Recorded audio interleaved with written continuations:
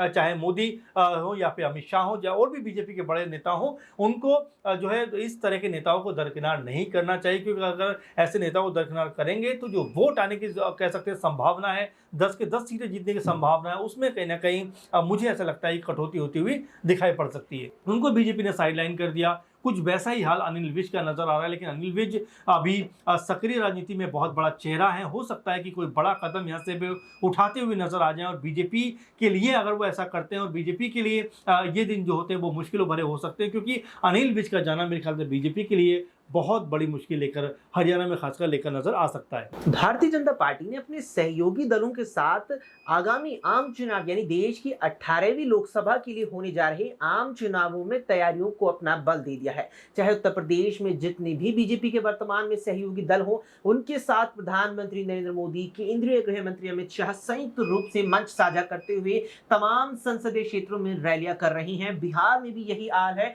और हरियाणा में भी यही हाल हुआ करता था, लेकिन अब हरियाणा का क्या हाल है वो साफ नजर नहीं आ रहा। जो कुछ नजर आ रहा है वो ये बता रहा है कि हरियाणा में बीजेपी की राहें मुश्किल से भी मुश्किल होती जा रही है। हाल ही में सबसे तो पहले जिस तरीके से मनोहर लाल खट्टर को मुख्यमंत्री पद से हटाते हुए नायब सिंह सैनी को मुख्यमंत्री बनाया, उसमें पार्टी के दिग्गज नेता, सूबे में बड़े चेहरा के रूप में अपनी पहचान बना चुके अनिल विज की नाराजगी देखने को मिली। इतना ही नहीं था, जब नायब सिंह सैनी को बीजेपी ने मुख्यमंत्री बनाया तो उसके बाद जेजेपी के साथ यहां पर उनका गठबंधन टूट गया। अब मामला यहां तक होता तो भी इसे कहा जाता कि अभी भी बीजेपी की राहें इतनी मुश्किल नहीं है, लेकिन उसके बाद देखने को मिला कि जब बीजेपी ने सूबे की 10 लोकसभा सीटों पर अपने प्रत्याशी उतारने के लिए सूचियां बनानी शुरू की तो हिसार से मौजूदा सांसद ब्रजेंद्र सिंह का नाम आया। यहां सांसदों की कटने वाले यानी कि जिन सांसदों का टिकट कटना था उस सूची में ब्रजेंद्र सिंह का नाम आ गया और तुरंत ही उन्होंने भाजपा की अपनी सदस्यता से इस्तीफा देते हुए कांग्रेस का दामन थाम लिया। अब इसके बाद भी बीजेपी की मुश्किलें बढ़ती और बढ़ती चली गई। इसके बाद सोमवार को खबर आई कि ब्रजेंद्र सिंह के पिता बीरेंद्र सिंह ने भी कांग्रेस की सदस्यता ग्रहण करने के लिए बीजेपी का दामन छोड़ दिया और अब मंगलवार को वो कांग्रेस में शामिल हो जाएंगे। इस बीच एक और चीज देखने को मिली, जिस तरीके से ट्विटर पर भारतीय जनता पार्टी के तमाम नेताओं ने अपने नाम के आगे मोदी का परिवार ये एक शब्द लगाया हुआ था, एक वाक्य लगाया हुआ था, वो हटा दिया अनिल विज ने। अब यहाँ पर तमाम सवाल हैं जो इस हरियाणा के पूरे सियासी भूचाल को लेकर उठ रहे हैं। बात करेंगे उन तमाम सवालों पर, आखिरकार बात जरूरी है। नमस्कार, SPN 9 न्यूज आप देख रहे हैं, आपके साथ मैं हूं अक्षय अग्रवाल। हमारे सहयोगी अमन जी हैं, बात करेंगे अमन जी से इसी मुद्दे पर। अमन जी, जिस तरीके से हरियाणा में सियासी भूचाल हमें देखने को मिला था, सबसे तो पहले मनोहर लाल खट्टर को मुख्यमंत्री पद से हटाया गया ये कहते हुए कि एंटी इनकम्बेंसी को कम करने का बीजेपी का ये फैसला है। जी अनिल विज की नाराजगी नए सीएम के रूप में देखने को मिली कि नया सीएम अनिल विज को क्यों नहीं बनाया गया, क्योंकि अगर आप गौर करेंगे तो 2014 में जब हरियाणा में पहली बार विधानसभा में बहुमत बीजेपी को मिला, उस वक्त भी मनोहर लाल खट्टर से आगे विज थे प्रबल दावेदार सीएम पद के लिए। वहां भी उन्हें पीछे कर दिया गया, यहां भी उन्हें पीछे कर दिया गया। आज फिर देखने को मिलता है कि अनिल विज अपने ट्विटर प्रोफाइल से मोदी का परिवार इस वाक्य को हटा देते हैं। क्या इसका मतलब ये बना दिया जाए कि मोदी, प्रधानमंत्री नरेंद्र मोदी के इस परिवार और इस बीजेपी से अब अनिल विज ने अलग होने का मन बना लिया है? देखिए अक्षय, बिल्कुल, और हरियाणा चूंकि दिल्ली से सटा हुआ राज्य है और हर गतिविधि कहीं ना कहीं दिल्ली तक असर लेके आती है। आपने बिल्कुल सही कहा कि जब नायब सैनी को मुख्यमंत्री का पद दिया गया उस समय चर्चाएं थी। आपको अगर याद होगा, ठीक से हमारे तमाम दर्शकों को याद होगा कि उस समय अनिल विज का नाम सबसे आगे था और जो मीटिंग हो रही थी उसमें भी अनिल विज बड़े जो उत्साह के साथ पहुंचते हुए नजर आए थे। और उस मीटिंग को बीच में छोड़कर जब वो निकले उसके बाद तमाम सारे सवाल उठने लग गए कि आखिर अनिल विज इतने खफा क्यों हैं कि बीच मीटिंग में से उठकर और अपनी प्राइवेट गाड़ी में घर पहुंच जाते हैं। उसके बाद अपने जो परिवार के बच्चे हैं उनके साथ में वो वक्त बिताते हुए नजर आते हैं। और जब नाम अनाउंस होता है नायब सैनी का, उस समय सबके होश फाख्ता हो जाते हैं, क्योंकि हर कोई ये मानकर चल रहा था हरियाणा में खासकर कि अब जो अगला सीएम हरियाणा में मिलने वाला है मनोहर खट्टर के बाद वो अनिल विज होने वाले हैं। लेकिन जिस तरह से नाम निकलकर नायब सैनी का आया उसने हर किसी को न सिर्फ हैरान किया बल्कि परेशान किया कि क्या यहां से अनिल विज का जो पॉलिटिकल करियर है अब वो डाउन होता हुआ नजर आएगा, क्योंकि इतने सीनियर होने के बाद, कई महत्वपूर्ण पदों पर रहने के बाद, कई मर्तबा विधायक बनने के बाद आखिरकार अब उनके हिस्से में क्या बचने वाला है और क्या बनने वाला है, उसको लेकर तमाम तरह के जो कयास है वो लगना शुरू हो गए। कई लोग ये कहने लगे कि भाई हो सकता है अनिल विज उप मुख्यमंत्री बन जाए, लेकिन जब नाम आता है उसमें भी अनिल विज का नाम कहीं भी नहीं है, मंत्रालय भी उनको कोई नहीं दिया जाता। तो ऐसे में यही लग रहा था कि अनिल विज अब कोई बड़ा फैसला करने वाले हैं। और जैसा कि आपने बताया कि उन्होंने अपना जो सोशल मीडिया का अकाउंट है वहाँ से मोदी का जो परिवार के नाम से लगातार जो बीजेपी के नेता इस तरह का चीज़ों को शो कर रहे हैं कि जो बात लगातार लालू यादव ने कही तो उसके खिलाफ ऐसा पूरा मोर्चा बना था। और उसके बाद से हर एक बीजेपी के जो नेता है वो मोदी का परिवार इस तरह की टैगलाइन लिखता हुआ नजर आया। लेकिन क्या कारण है कि अनिल विज ने उस टैगलाइन को ही हटा दिया? तो अब क्या माना जाए कि हरियाणा में पहले से ही बीजेपी के लिए बहुत मुश्किल है, दुष्यंत चौटाला उनके पास से चले गए और सुनने में आ रहा है कांग्रेस पार्टी से वो हाथ मिलाने वाले हैं। इसके अलावा अगर अनिल विज जैसा बड़ा नाम अक्षय अगर बीजेपी के पास से चला जाता है तो आप ये मानकर चलिए, क्योंकि जो उनके मौजूदा सांसद हैं वो भी कह सकते हैं कि अपनी पार्टी छोड़कर, पद छोड़कर कांग्रेस के खेमे में चले जाते हैं। तो कई तरह की वजह है जहां पर बीजेपी लगातार गिरती हुई नजर आ रही है, लगातार फंसती हुई नजर आ रही है। क्योंकि अगर अनिल विज जैसा बड़ा और अनुभवी नेता उनके पास से अगर अलग हो जाता है तो यहाँ पर बीजेपी का जो मंसूबा है कि 10 की 10 हरियाणा की जो लोकसभा सीटें हैं उनको जीतना है, वो कहीं ना कहीं अधर में पड़ सकता है। और देखिए अनिल विज जिस तरह से अब तक उनका रुख और जो कह सकते हैं रुतबा रहा है, अगर वो कमजोर होता है, वो कहीं ना कहीं एक तरफा चला जाता है तो यहाँ पर बीजेपी के लिए परेशानी होगी। क्योंकि कई बड़े नेताओं को दरकिनार किया गया। अक्षय आपने देखा, राजे को जिक्र कर सकते हैं, शिवराज सिंह चौहान का जिक्र कर सकते हैं, रमन सिंह का जिक्र कर सकते हैं, कई ऐसे अहम नाम है जो कह सकते हैं कि वरिष्ठ नेता हैं, उनको बीजेपी ने साइडलाइन कर दिया।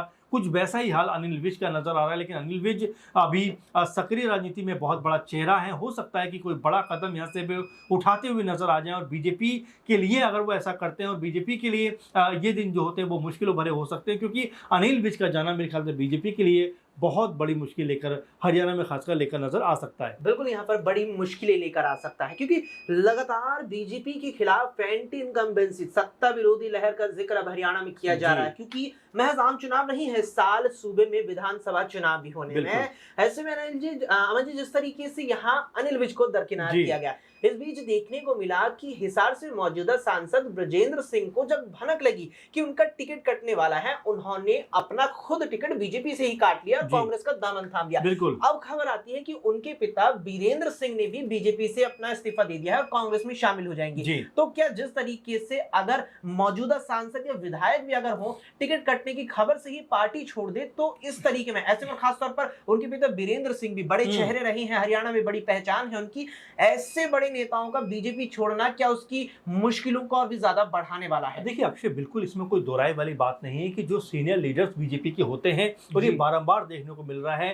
क्योंकि कई बड़े चेहरे, चाहे यशवंत सिन्हा की बात करिए, चाहे आप अडवाणी जी की बात करिए, आप चाहे जिस तरह से मुरली मनोहर जोशी की बात करिए, इधर की अगर बात करें तो चाहे शिवराज सिंह चौहान हो, चाहे राजे हो या फिर रमन सिंह हो, और अब जिस तरह अनिल विज का नाम निकल कर सामने आता है, ये वो चेहरे रहे हैं जिन्होंने बीजेपी के लिए मजबूती के लिए, ताकत देने के लिए अपनी रातों की नींदें उड़ाई हैं, लगातार पार्टी के लिए काम किया है, लगातार उसके लिए कह सकते हैं साधना की है। अब जब वक्त बेहतर होने को आया तो उनको दरकिनार कर दिया गया। आपको मैं बताऊं कि अनिल विज जिस तरह के नेता है, जिस तरह का उनका कह सकते हैं स्वभाव है, रुख है, वो अपने आप में बीजेपी को मजबूत करने के लिए काफी हरियाणा में, और देखिए मशक्कत के बाद कहीं बीजेपी को ये मौका मिला था। क्योंकि 2014 के बाद फिर एक बार फिर से सत्ता में वो आए थे और यहाँ पर दूसरी बार भी ऐसा लगा कि मनोहर लाल खट्टर का करियर जो है अब यहाँ से स्टॉप करके हो सकता है बीजेपी अनिल विज को मुख्यमंत्री बनाए, लेकिन एक बार फिर से जो है खट्टर को ही मुख्यमंत्री बना दिया जाता है। तो कई तरह की चीजें यहाँ पे खड़ी हो जाती हैं कि आखिर बीजेपी किस तरह से काम करना चाहती है। क्योंकि अगर वो अपने वरिष्ठ नेताओं को ही इस तरह से दरकिनार करेगी तो ये मानकर चलिए कि पार्टी के लिए कोई बहुत बेहतर चीजें नहीं होने वाली हैं। क्योंकि इन्हीं के दम पर पार्टी मजबूत हुई है, अगर इनको दरकिनार करेगी तो यहाँ पर बीजेपी पार्टी, मुझे ऐसा लगता है पर्सनली, कि यहाँ से कमजोर होती हुई नजर आई। क्योंकि जो आपके बड़े चेहरे अगर आपके पक्ष में वो नहीं खड़े होंगे तो जो वोट बैंक है, क्योंकि राज्य का जो चेहरे होते हैं उनके नाम पर ये वोट आते हैं, और यहाँ पर चाहे मोदी हो या फिर अमित शाह हो या और भी बीजेपी के बड़े नेता हो, उनको उनको जो है इस तरह के नेताओं को दरकिनार नहीं करना चाहिए, क्योंकि अगर ऐसे नेताओं को दरकिनार करेंगे तो जो वोट आने की कह सकते हैं संभावना है, 10 के 10 सीटें जीतने की संभावना है, उसमें कहीं ना कहीं मुझे ऐसा लगता है कि कटौती होती हुई दिखाई पड़ सकती है। कटौती होती हुई दिखाई पड़ सकती है। और 10 सीटों का लक्ष्य बीजेपी ने एक बार फिर से हरियाणा में रखा है। सूबे की 10 की 10 लोकसभा सीटें जीती हैं और यही वे 10 लोकसभा सीटें बीजेपी की रही हैं या बीजेपी के लिए रही हैं, जिनको लेकर जेजेपी के साथ उसका गठबंधन टूटा। महज 2 लोकसभा सीटों की मांग जेजेपी आगामी आम चुनावों को लेकर अमन जी जिस तरीके से बीजेपी से कर रही थी, उस पर बीजेपी आला कमान ने अपनी सहमति नहीं दर्ज की और दुष्यंत चौटाला ने अलग राह अपनाने का फैसला किया। अब वो अगर यहाँ पर कहें तो दुष्यंत चौटाला मझधार में नजर आ रहे हैं। एक और है बीजेपी का किनारा, दूसरी ओर यहाँ पर कांग्रेस का छोर है। क्या लगता है कि दुष्यंत जेजेपी कांग्रेस के छोर पर जाकर बीजेपी को इस बार हरियाणा से बाहर का रास्ता दिखा देंगे? देखिए, बिल्कुल आपने सही कहा। दुष्यंत चौटाला लगातार 4.5 साल तक बीजेपी के साथ रहे और सरकार में उप मुख्यमंत्री भी रहे। तमाम उनके जो कह सकते हैं कि विधायक हैं उनको भी मंत्री पद मिला, लेकिन अब जब ऐन वक्त आता है उस समय वो लगातार नाराजगी हो जाती है, क्योंकि हिसार और भिवानी की 2 सीटों की मांग करते हैं, लेकिन बीजेपी कहती है कि भाई 2 तो छोड़िए, हम आपको एक भी सीट नहीं देंगे, और इससे नाराज हो जाते हैं दुष्यंत चौटाला और पार्टी से, या यूं कहें कि सरकार से अलग होने का फैसला कर लेते हैं। और उसके बाद तमाम तरह की बातें होना शुरू हो जाती हैं कि क्या बीजेपी के अंदर इतना अहम जो है कह सकते हैं कि पनप गया है कि वो दूसरे छोटे दलों को कोई दल नहीं समझना चाहती, वो एक भी सीट उनको देने को राजी नहीं होती है, और इसीलिए दुष्यंत चौटाला अलग हुए। उसके बाद लगा कि यहाँ से बीजेपी की राहें मुश्किल हो सकती हैं, और अब सुनने में आ रहा है कि चौटाला जो है कांग्रेस पार्टी के संपर्क में भी हैं। हो सकता है आने वाले दिनों में जो सीट शेयरिंग को लेकर मसला है वो भी निकल कर सामने आए, लेकिन यहाँ पर बीजेपी के लिए एक नहीं बल्कि अनेक मुश्किलें पैदा हो रही हैं। एक तो चौटाला का जाना, मुख्यमंत्री का चेंज होना इस तरह से, दूसरा कि अनिल विज को नाराज करना, और जिस तरह से हम देख रहे हैं कई सांसदों का पार्टी को छोड़ना, ये बताता है कि बीजेपी के लिए जमीन उतनी अब मजबूत रह नहीं गई है, उतनी ताकतवर है नहीं। अब ऐसे में बीजेपी को अपने जो रूठे हुए नेता हैं उनको मनाने का वक्त है। अगर अनिल विज जैसे बड़े नाम नहीं माने तो आप ये मानकर चलिए कि बीजेपी के लिए मुश्किलें आने वाले दिनों में बढ़ सकती हैं। बिल्कुल, यहाँ पर बीजेपी की मुश्किलें आने वाले दिनों में बढ़ सकती है, क्योंकि हरियाणा की बात हो रही है तो सूबे में केवल 1 महीने के अंदर 10 लोकसभा सीटों पर ही मतदान नहीं होना है, बल्कि 6 से 8 महीने के अंदर सूबे की 90 विधानसभा सीटों पर भी मतदान होना है। और हरियाणा की जनता को अपना मत डालते हुए एक बार फिर से सरकार का चयन करना है। देखना होगा कि क्या हरियाणा को इस बार नई सरकार कांग्रेस या अन्य किसी दल के रूप में मिलती है, या फिर बीजेपी सेंट इनकम्बेंसी इस सत्ता विरोधी लहर को काट पाकर उसकी काट निकाल कर उसे खत्म करके अपनी सत्ता बचा पाएगी। क्या कुछ इस पर आपकी राय है? कमेंट सेक्शन में हमें कमेंट करके जरूर बताएं। फिलहाल के लिए इस वीडियो में इतना ही। देश और दुनिया की तमाम खबरों के लिए आप देखते रहें SPN 9 न्यूज।